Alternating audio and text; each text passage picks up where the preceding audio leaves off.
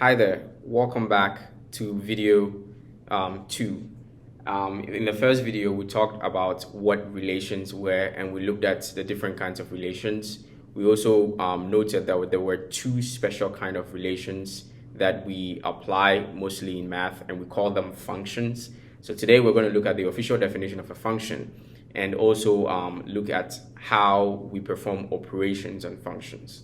So now we said that a function is a specific relation, right, between two sets of numbers. So in this case, assuming we're looking at sets A and B, so we're saying that set A has a relation with B, where each input, right, each element in the set A, right, in this case, the set A, corresponds to exactly one output in B. So each element in here corresponds to just one element in here, right? And so that's what a function is. Now, to kind of give you a breakdown of how it works, assuming we have some system here, right? What this definition is telling us is that if I should take this element 1 as my input and feed it into this system should spit out just one output, right? So there has to be some kind of relation going on here between what is given to the system and what the system is spitting out to us, right? And so that is what a function is.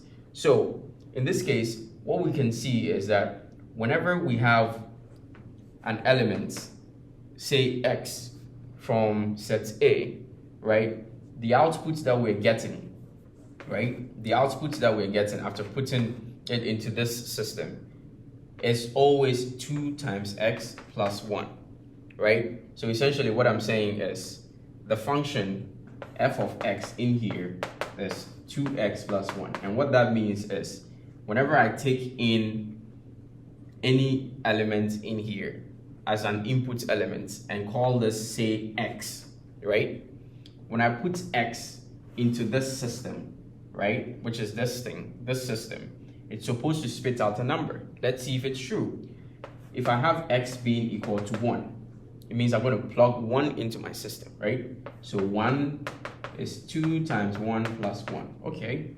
2 times 1 is 2. Plus 1, we have 3. Okay. Is 3 the same here? Yes. Right? So that is what a function is, right? Let's try for x is equal to 2. Assuming our inputs is going to be 2 in this case. We're putting 2 into the system and we're going to see what's going to happen as our outputs. So if I put 2 into the system, right, I have 2 times 2 plus 1, which is 4 plus 1, which is 5. Bingo, right? And so that is what a relation is. That is what a function is. That's what a function is, right? There's some relationship between these two such that each element in here maps onto just one element in here, right? And then we've defined it mathematically by this expression. And all we're doing was inputting different values, right? Which happen to be elements of A, and then seeing what we're going to come up with. And you could see that we're reaping out the same results out here, right? So that's what a function is. Next, we're going to look at the operations on functions, right? So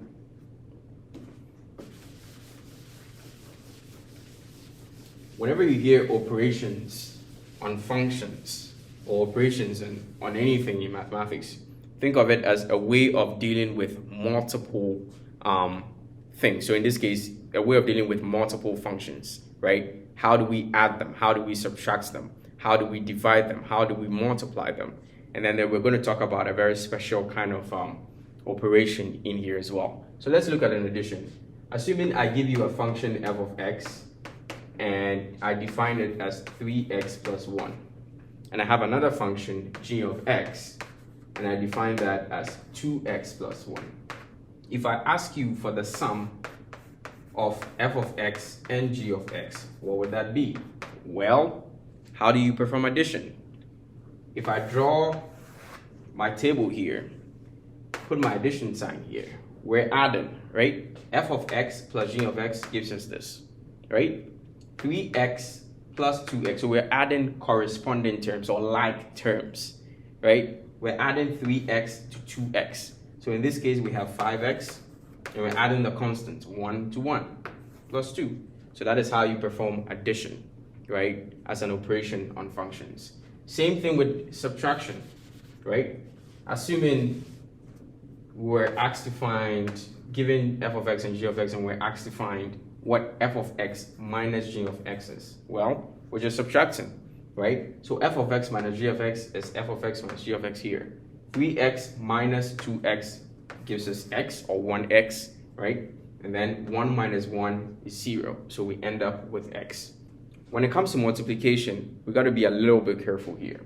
So for multiplication, we basically most of the time use the FOIL method of multiplication. I'm going to explain that in here in a little bit. So the FOIL method is, assuming I have a function f of x, which I say is equal to 3x plus 2, and another function g of x, which I define as 3x minus 4. If my question is, how do we find f of x times g of x, or f of x multiplied to g of x? You'd be like, oh, okay, well, this is something new. I'm going to rewrite this f of x in a bracket, so 3x plus 2, and then rewrite this g of x also in the brackets, 3x minus 4. They seem like multiplying, but then how do we actually do the multiplication? That's where we use a FOIL method. So the FOIL method is, we're saying, take whatever this is, right? Distribute it over the other, right? So take whatever this is, multiply it by this, right? And then multiply it by that. And do the same for this. So this, in this case, becomes 3x, right? It's multiplying another 3x.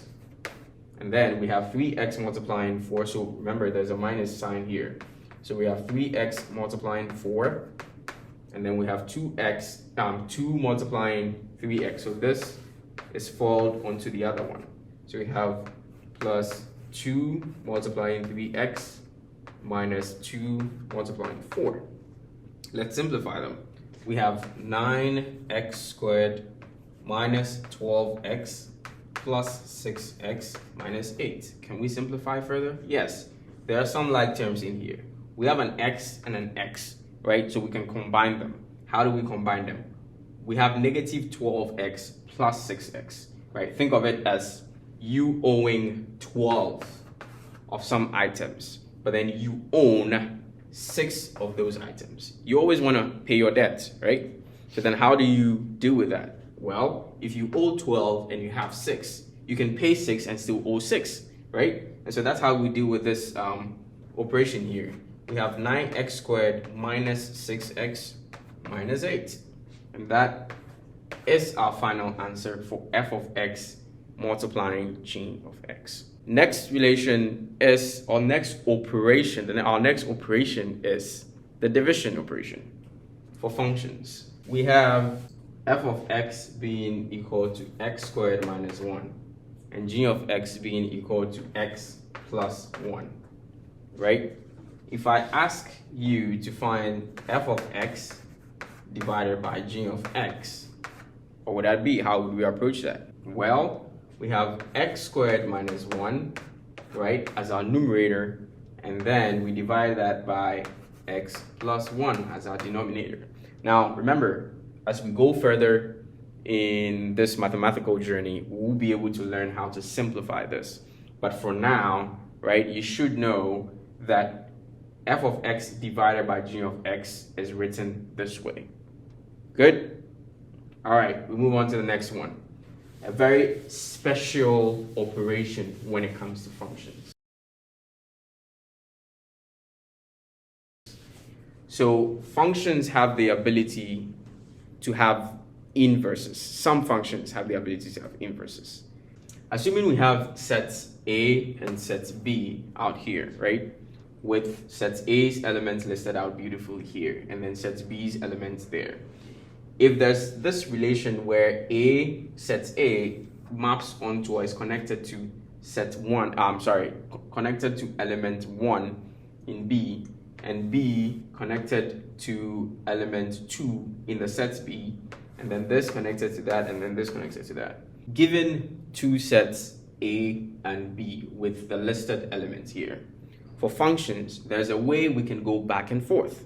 What do I mean? If our relation has been defined such that A maps onto 1, using a special kind of operation, we can go back from 1 to A, right?